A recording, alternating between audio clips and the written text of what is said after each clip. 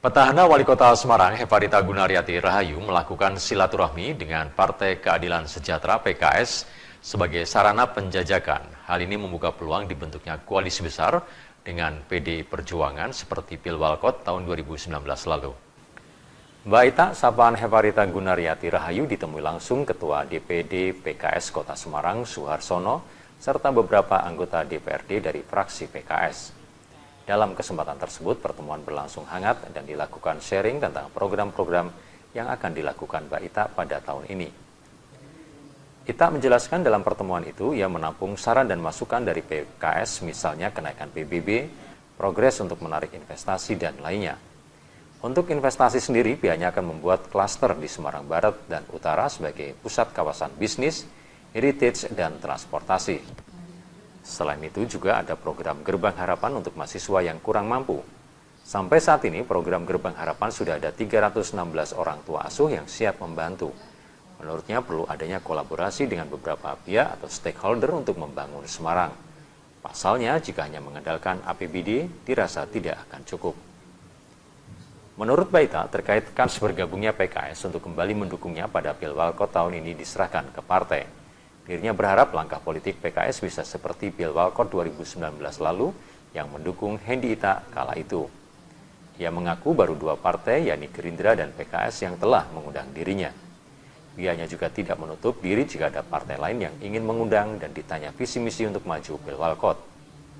Saya ini kan masih penjajakan ya, semuanya kan juga nantinya kan partai yang memutuskan. Tetapi kan kalau namanya undangan ya kita harus datang. Kemudian kalau ditanya-tanya apa menjadi program-programnya ya kita juga harus sampaikan gitu ya. Dan kalau nanti menjadi kerjasama dan tidak, ini kan tergantung juga dari yang undang juga kan. Tadi saya lulus atau enggak gitu. Tapi kita berharap seperti tahun 2020 kan yang semuanya bisa menjadi satu. Itu harapan saya gitu, tapi kan nanti kembali lagi itu kan yang menilai adalah dari partai masing-masing. Tapi sudah cocok Bu dengan PKS Bu?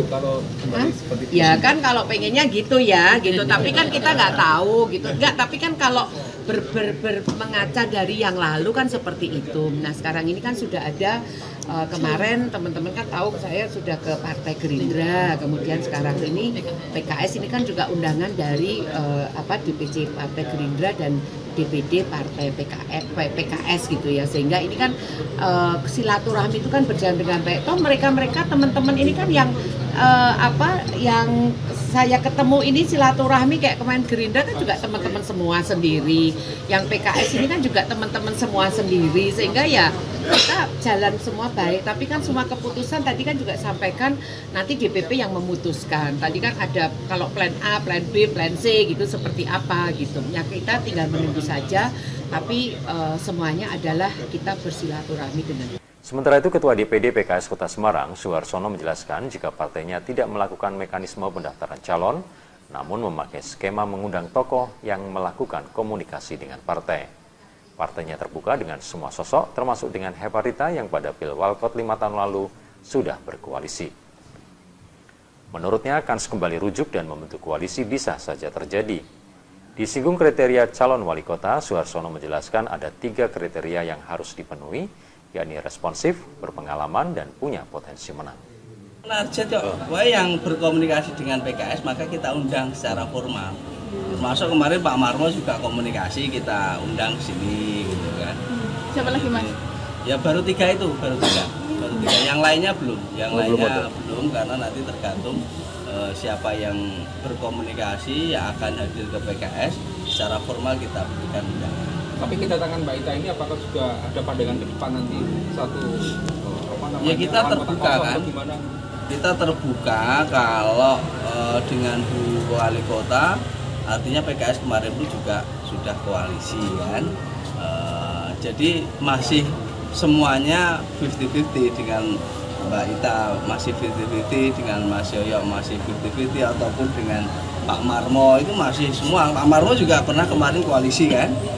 Dengan Mbak Ita juga kemarin sudah pernah koalisi. Mas Yoyo juga tahun 2005 itu dengan Pak Sukawi juga pernah koalisi. Artinya kita mau menjalin kerjasama yang baik ya, menjalin hubungan yang baik dengan semuanya. Semuanya orientasinya tentu yang menjadi kriteria kita, satu responsif, berpengalaman, ya, kemudian berpotensi menang. Semangat. Oke.